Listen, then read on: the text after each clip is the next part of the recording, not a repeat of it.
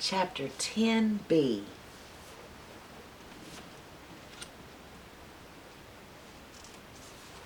Ben Weatherstaff kept breaking into a slow grin now and then, and because of this, Mary was not afraid to talk to him. "Have you a garden of your own?" she asked. "Nah, I'm a bachelor and I lodge with Martin at the gate." "If you had one, a garden I mean," said Mary, "what would you plant?" "Cabbages and taters and onions."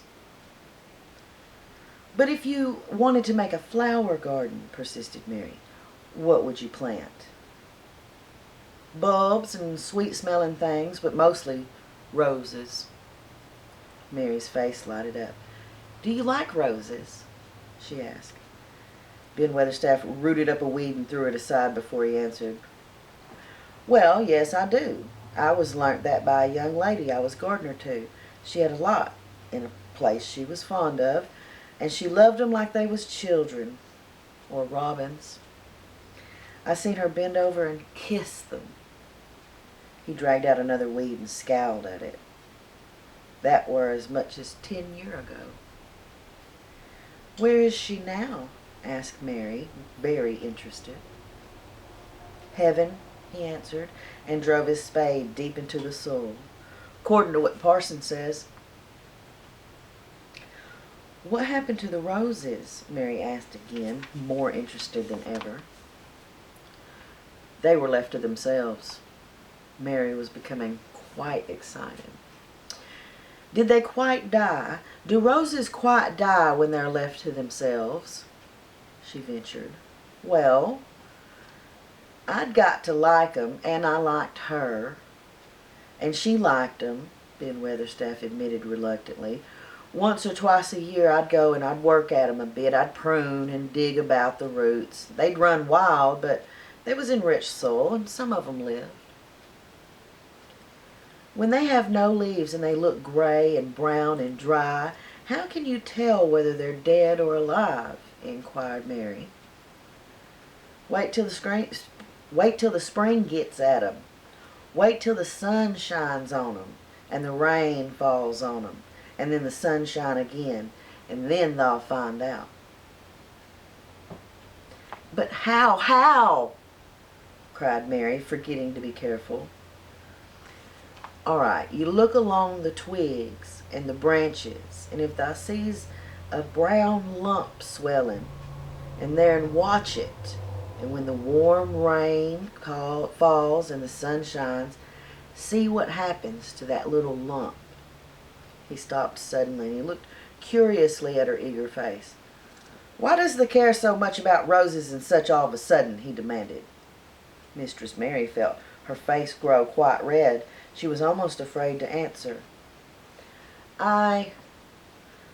I want to play that I have a garden of my own," she stammered. Well, there is nothing for me to do. I have nothing and no one."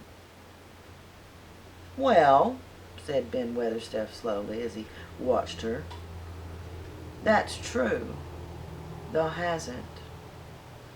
He said it in such an odd way that Mary wondered if he was actually a little sorry for her.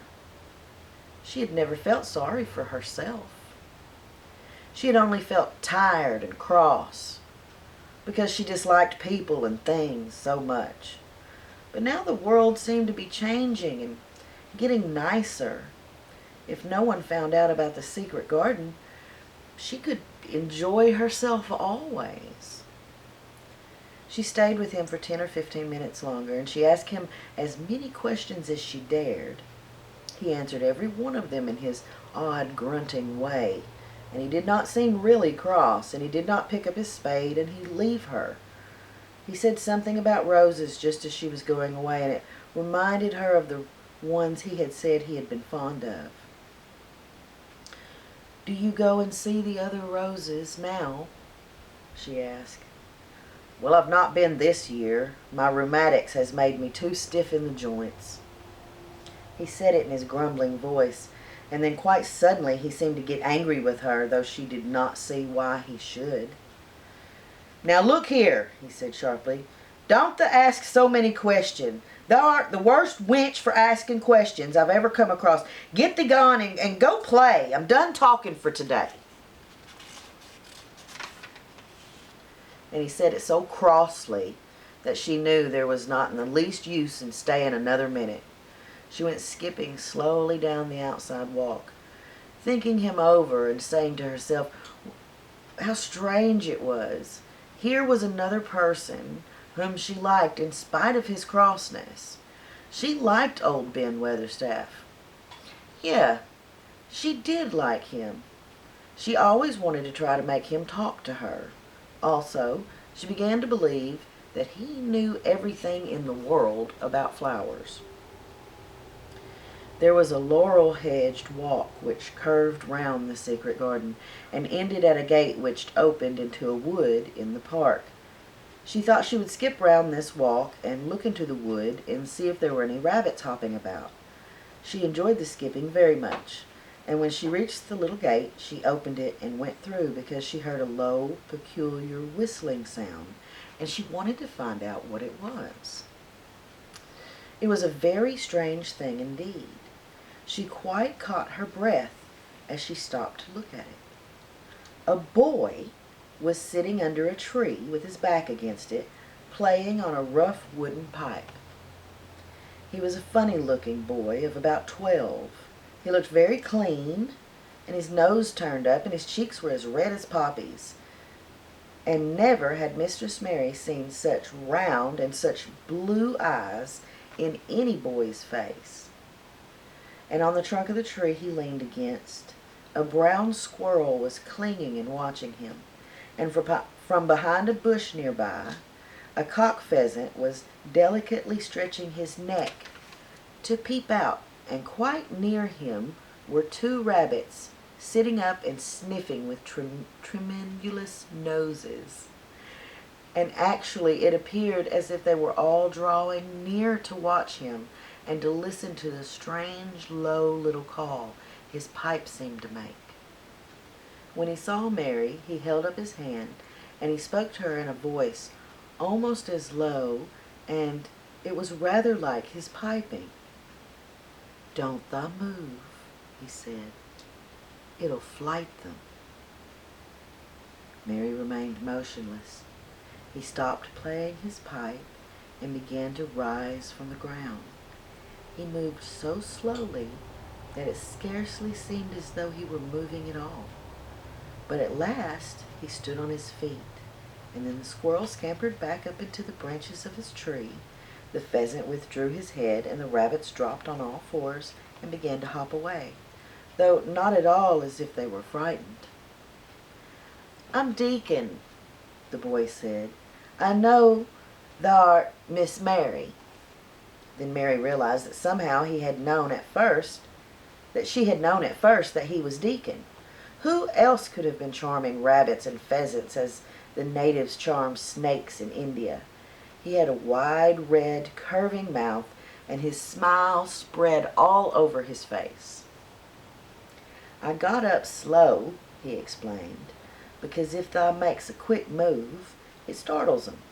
A body has to move gentle and speak low when wild things is about." He did not speak to her as if they had never seen each other before, but as if he knew her quite well. Mary knew nothing about boys, and she spoke to him a trifle stiffly because she felt rather shy. "Did you get Martha's letter?" she asked. He nodded his curly, rust-colored head. "That's why I come." He stooped to pick something up which had been lying on the ground beside him. "I've got the garden tools. There's a little spade and rake and a fork and hoe. Hey, they're good ones. There's a trowel, too. And the woman in the shop threw in a packet of white poppy and one of blue larkspur when I bought the other seeds." "Will you show the seeds to me?" Mary said. She wished she could talk as he did. His speech was so quick and easy. It sounded as if he liked her and was not in the least afraid she would not like him. Though he was only a common Moor boy, in patched clothes, with a funny rough face and a rusty red head, As she came closer to him, she noticed that there was a clean, fresh scent of heather and grass and leaves about him, almost as if he were made of them. She liked it very much, and when she looked into his funny face with the red cheeks and the round blue eyes, she forgot that she had felt shy. "Let us sit down on this log and look at the seed packets," she said.